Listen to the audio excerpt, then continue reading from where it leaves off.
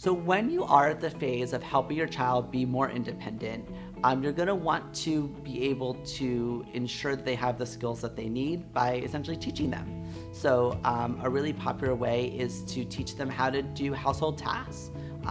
Chores, laundry, making simple meals, learning how to use money. All of those things that we as adults do in everyday life are things that often need to be directly taught to individuals with autism. Through ABA programming, that is one of the domains that we focus on, daily living or self-help skills. And we can teach dressing, toothbrushing, hair combing.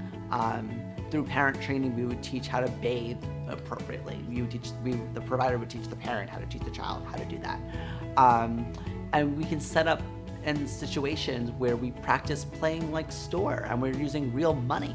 And we're putting price tags on things, around the house that the child wants to buy. And, if you want to teach about money or budgeting, maybe you give an allowance and they have to buy the rewards or the things that they really like throughout the week. And they can earn more money by doing some chores. And they could then spend that money on things that you have around the house that they really enjoy to do. So they get that concept of budgeting and that concept of, money doesn't grow on trees or that it's unlimited.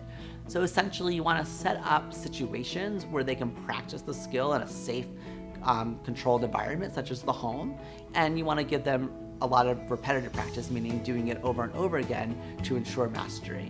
And then once you have it kind of down pat in the home environment, then you go out to the real world and give it a try. Maybe you give your kid $10 and you say go to the store and buy, some like soda and chips, and see if they come back with the right amount of change, or if they, you just pay $10 for chips and soda because they didn't wait for the change. So you have to kind of teach it in a safe environment, give an opportunity for them to demonstrate it in the real environment once you know they can do it in the safe environment, and then just follow up, adapt as needed to ensure that the skill is solid.